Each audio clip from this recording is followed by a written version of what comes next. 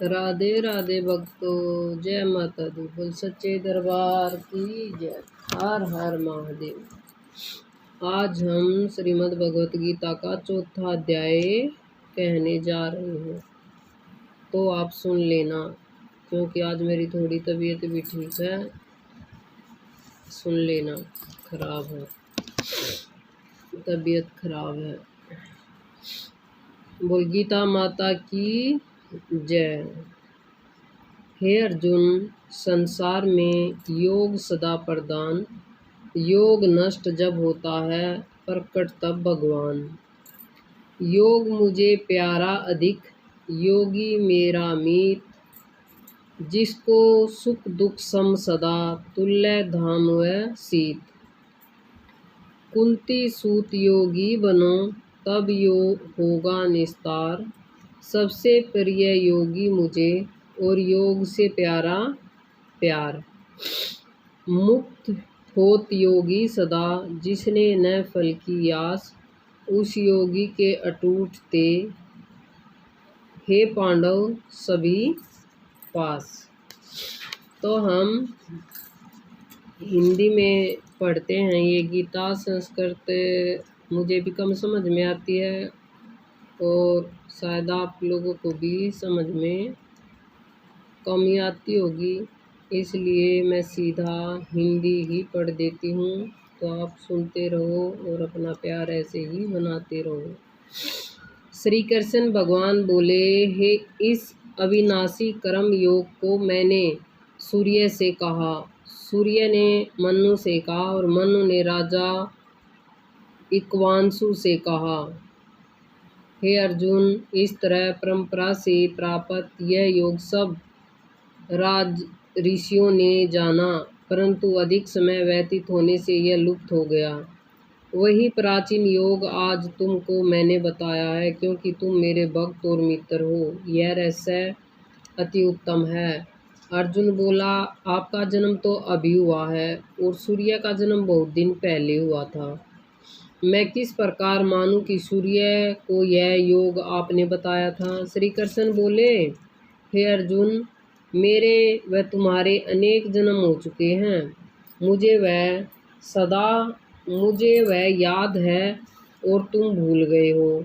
मैं अजन्मा अविनाशी संपूर्ण प्राणियों का स्वामी और अपनी प्रकृति से स्थित हूँ, तथा अपनी माया से जन्मता हूँ। हे भारत, जब जब धर्म की हानि होती है और जब अधर्म का प्रलय होता है, तब तब ही मैं जन्म लेता हूँ। साधुओं की रक्षा, पापियों का विनाश और धर्म की स्थापना करने के लिए प्रत्येक युग में जन्मता हूँ।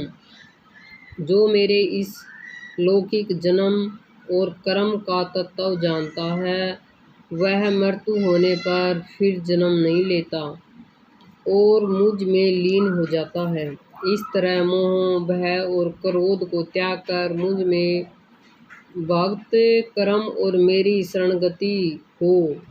बहुत से मनुष्य ज्ञान रूपी तप से पवित्र होकर मुझ में मिल गए हैं। जो जिस भाव से मेरा पूजन करता है, उसको मैं उसी प्रकार का फल देता हूँ। जो मनुष्य लोक में कर्म सिद्धि की इच्छा करने वाला देवताओं का पूजन करते हैं, क्योंकि इस लोक में कर्म की सिद्धि शीघ्र होती है। मैंने चारों वर्णों की सृष्टि अपने अपने गुण और कर्म से की है। सृष्टि का कर्ता मैं ही हूँ, तथा अपि मुझे अकर्ता विनाशी जानो। कर्म मुझको व्यर्थ नहीं कर सकते, तथा कर्म फल में मेरी कामना नहीं। इस प्रकार जो मुझको पहचानता है, कर्मों के बंधन में नहीं पड़ता। इसी प्रकार समझकर प्राचीन मुमुक्षुओं ने भी कर्म किए हैं। अतः पूर्व पुरुषों के पहले ही किए गए कर्मों को तू भी कर। हे अर्जुन, कर्म क्या है और कैसे किया जाता है, इसके विचार से विद्वानों की बुद्धि भी चकरा जाती है। उस कर्म का वर्णन मैंने तुमसे करूँगा, जिसके जानने से संसार के बंधन से छूटकर मोक्ष के भागी होगे। क्रम, विक्रम और अक्रम तीनों का जानना आवश्यक है, क्योंकि क्रम की गति अति गंभीर है। जो क्रम में अक्रम देखता है वही पुरुष बुद्धिमान है, वही योगी और समस्त कार्यों का करने वाला है। हे अर्जुन, जो कर्म करने में कोई कामना नहीं रखता ना, और जिसके समस्त कर्म ज्ञान रूपी अग्नि से भस्म निर्मल हो गए हैं, उसको ही पंडित कहते हैं। जो फल की आशा छोड़कर कर्म करता है और उनमें आक्षित भी नहीं रखता तथा निरा आश्रित ही सदा संतुष्ट रहता है, ऐसा मनुष्य कर्मों में घिरा रहने पर भी मानो कुछ नहीं करता। सब कामनाओं को त्याग मन और आत्मा को वश में कर संसारी प्रपंचों से छूटकर केवल शरीर से काम करते हैं, वे विक्रम बंधन से शतापति नहीं होते। देव योग से जो कुछ मिल जाए उसी में जो संतुष्ट रहता है, जो हर्ष शोक आदि द्वंद्वों से मुक्त है तथा किसी से ईर्षा द्वेष नहीं करता, कर्म की सिद्धि या असिद्धि में भेद नहीं समझता, वही कर्म करता हुआ भी उसे नहीं बंधता। जो फल की इच्छा नहीं रखता वह वासना से दूर हो गया है। ज्ञान में जिसका मन अचल है, जो यज्ञ के कर्म करता है, वे सब कर्म लुप्त हो जाते हैं। हवन करने का पदार्थ भी भरा है, आहुति देने वाला भी भरा है। इस प्रकार जिसकी बुद्धि में सब कर्म ज्ञानमय हैं, उसी को भरा प्राप्त है। कोई कोई कर्म योग देवताओं की पूजा करते हैं और कोई कोई ज्ञान योग भरा रूप अग्नि में यज्ञ रूप से हवन कर परमात्मा का भजन करते हैं। कोई ऐसा है जो कि अपनी इंद्रियों को तथा सब कर्मों को संयम रूपी अग्नि में होम देते हैं, और कोई कोई इंद्रिया रूपी अग्नि में इंद्रियों के रूप शब्द आदि विषयों को होम देते हैं। कितने ही लोग इंद्रियों के सब कर्मों को और प्राणों के कर्मों को आत्मज्ञान से प्रज्वलित आत्मा का संयम रूपी अग्नि में होम देते हैं। कोई तो द्रव यज्ञ करते हैं, कोई तप यज्ञ करते हैं, कोई योग यज्ञ, कोई स्वाध्यान और कोई ज्ञान रूपी यज्ञ करते हैं। कोई प्राणायाम में तत्पर रहने वाले योगी प्राणवायु और अपना अपान वायु का लय करते हैं। कोई आहार को नियंत्रण कम करते हुए प्राणों को होमते हैं। वे सब यज्ञवेता हैं और यज्ञ से ही उनके सब पाप नाश हो जाते हैं। जो यज्ञ में बचे हुए अमृत रूप अन्न को खाते हैं, वे सनातन ब्रह्मा को प्राप्त होते हैं। हे अर्जुन, जो यज्ञ नहीं करते उनको लोक परलोक दोनों ही नहीं मिलते। हे पार्थ, फल सहित सब कर्म ज्ञान में ही समाप्त हो जाते हैं। उसी ज्ञान यज्ञ के तत्वदर्शी और ज्ञानी लोग तुमको उपदेश करेंगे, इसलिए तुम उनकी सेवा करना और विनय पूर्वक प्रश्न करके ज्ञान यज्ञ जानना। इस ज्ञान का लाभ प्राप्त करके तुमको ऐसा मोह फिर नहीं होगा। इसी ज्ञान से समस्त प्राणियों को तुम अपने में और मुझ में भी देखोगे। यदि सब प्राणियों से भी अधिक पाप करने वाले हो तो भी ज्ञान रूपी नौका से ही सब पाप रूपी समुद्र को पार कर जाओगे। हे अर्जुन, जिस प्रकार प्रज्वलित अग्नि लकड़ी को जलाकर भस्म कर देती है, वैसे ही ज्ञान रूपी अग्नि सब कर्मों को भस्म कर डालती है। इस लोक में ज्ञान के समान पवित्र और कुछ भी नहीं है। यह बड़ा बहुत काल पर्यंत कर्म योग से सिद्ध हुए मनुष्य को स्वयं ही प्राप्त होता है। जो श्रद्धावान मनुष्य इंद्रियों को जीत कर भरा ज्ञान में लगा रहता है, वह ज्ञान को पाकर अल्प समय में शांति को पा जाता है। अज्ञानी, श्रद्धा रहित और जिनके मन में संदेह है, ऐसे जो पुरुष हैं वह नरक को जाते हैं। जिनके मन में सदा संदेह रहता है, उनको यह लोक परलोक और सुख कुछ भी प्राप्त नहीं होता। जिनसे परमेश्वर और निष्काम कर्म योग के आश्रय से कर्म बंधन त्याग दिए हैं और ज्ञान से जिसके सब संदेह दूर हो गए हैं। हे अर्जुन, उस आत्मज्ञानी पुरुष को कर्म बंधन नहीं। हे अर्जुन, अज्ञान से उत्पन्न हुए चित्त के इस संयम को ज्ञान रूपी तलवार से काट कर तुम मेरे बताए हुए कर्म योग को करने के लिए प्रस्तुत हो जाओ। अभी हम चौथे अध्याय का महत्व बता रहे हैं। जैसे हमने गीता का चौथा अध्याय किया है, अगर आप इसको हर रोज़ सुनोगे ना, इस अध्याय को हर रोज़ सुनने से आपको क्या लाभ हानि फल मिलेगा वो बता रहे हैं, तो सुनो। लक्ष्मी जी ने पूछा, हे श्री नारायण जी, श्री गीता जी के पाठ करने वाले को छू कर भी कोई जीव मुक्त हुआ है? तब श्री नारायण जी ने कहा, हे लक्ष्मी जी, तुमको मुक्ति की एक पुरातन कथा सुनाता हूँ। भगीरथी गंगा के तट पर एक काशीपुर नाम का नगर है। वहाँ एक वेश्या रहता था। वह नित्य गंगा स्नान कर श्री गीता जी के चौथे अध्याय का पाठ करता था। एक दिन वह साधु बन गया। वहाँ बेरियों के 2 वृक्ष थे, उनकी बड़ी छाया थी। वह साधु वहाँ बैठ गया और बैठते ही उसको निंद्रा आ गई। एक बेरी से उसके पांव लगे और दूसरी के सिर लग गया। वह दोनों बेरियां आपस में कोप कर पृथ्वी पर गिर पड़ी। उसके पत्ते सूख गए। परमेश्वर की इच्छा से वे दोनों बेरियां ब्राह्मण के घर में 2 कन्याएं हुई। फिर ब्राह्मण के घर जन्म लेकर उन दोनों कन्याओं ने तपस्या करना आरंभ कर दिया। तब वह दोनों बड़ी हुई। तब उसके माता पिता ने कहा, हे पुत्रियों, अब तुम्हारा विवाह करते हैं। तब उन दोनों ने माता पिता से कहा, हम विवाह नहीं करेंगी। उनको अपने पिछले जन्म की खबर थी, इसलिए उन्होंने विवाह करने से मना कर दिया था। उन्होंने कहा, हमारी एक यही अभिलाषा है कि वह साधु हमें पुण्य दर्शन दे तो बड़ा अच्छा होगा। उसके मन में यही था कि वह साधु जिसके स्पर्श करने से हमें अधम देह से छूटकर यह देह मिली है ना, वह मिले तो बड़ा अच्छा होगा। यह विचार कर उन दोनों लड़कियों ने माता पिता से तीर्थ करने की आज्ञा मांग ली। तब माता पिता ने उन्हें तीर्थ यात्रा की आज्ञा भी दे दी। तीर्थ यात्रा करती करती बनारस में पहुंची तो वहां जाकर देखा कि वह तपस्वी बैठा है, जिनकी कृपा से हम बेरी की देह से छूटी हैं। तब उन दोनों कन्याओं ने चरण वंदना की। साधु ने कहा, तुम कौन हो? कन्याओं ने कहा, हम पिछले जन्म में बेरियों की योनि में थे।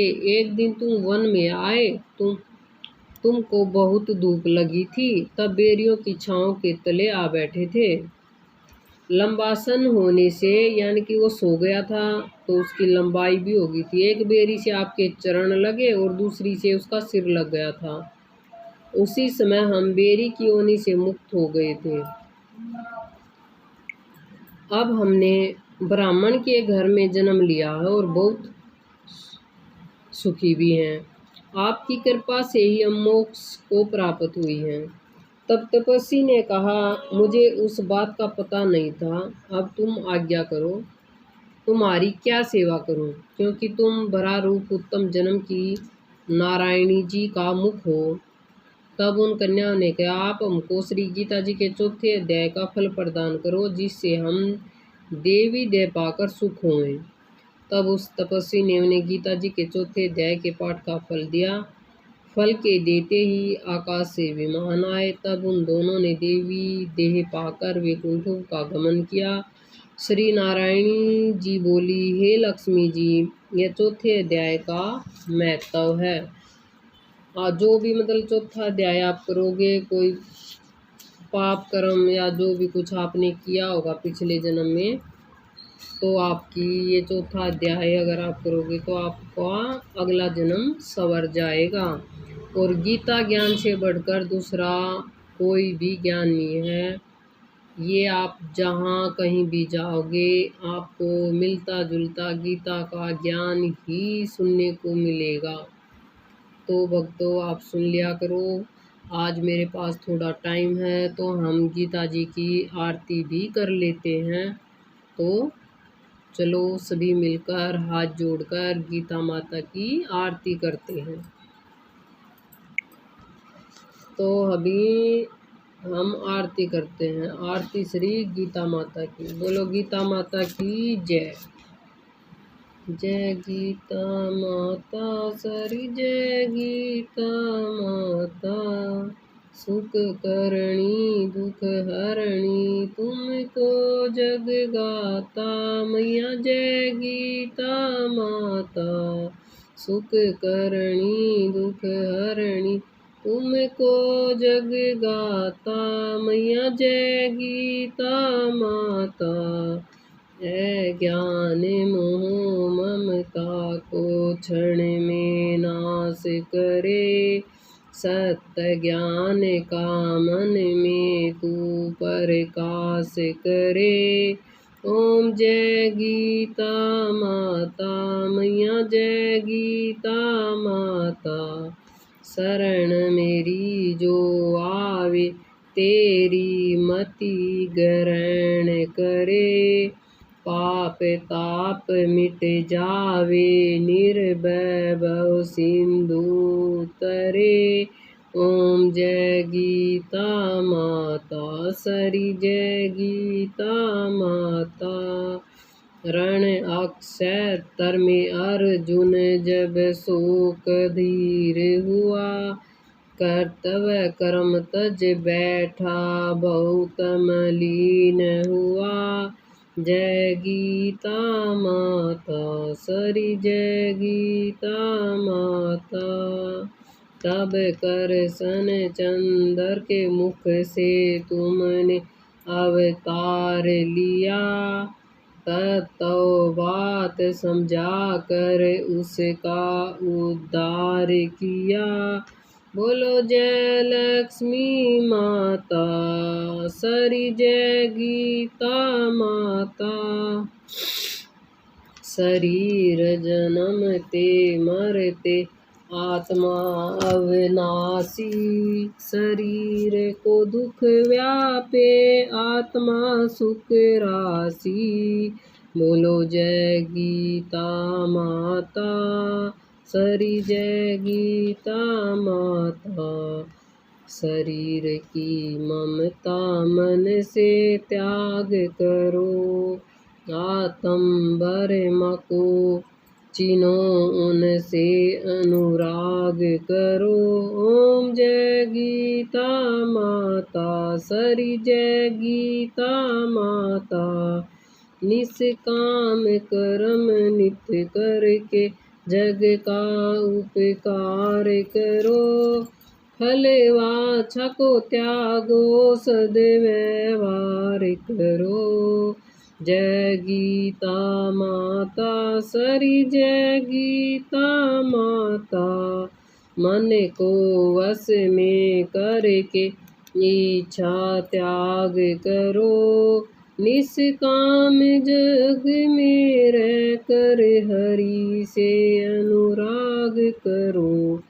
ओम जय गीता माता सरी जय गीता माता, यह उपदेश तेरे जो नर मन में लावे। भगवान बहु सागर से वह क्यों न तर जावे। जय गीता माता सरी जय गीता माता। बोल गीता माता की जय, बोल सच्चे दरबार की जय। हर हर महादेव, हर हर महादेव। भक्तों सुन जरूर लिया करो, कमेंट कर दिया करो, लाइक कर दिया करो, सब्सक्राइब कर दिया करो और अपना प्यार भी बनाते रहो, देते रहो। यही कामना है कि मेरी आशा अब अपने अपने घर में सुख शांति से रहें, एक दूसरे से वैर विरोध ना करें और न ही सीखें। अपने बच्चों को अच्छा संस्कार दें। बोलो गीता माता की जय, बोल सच्चे दरबार की जय। कल फिर मिलेंगे, तब तक के लिए गीता माता की जय, गौ माता की जय।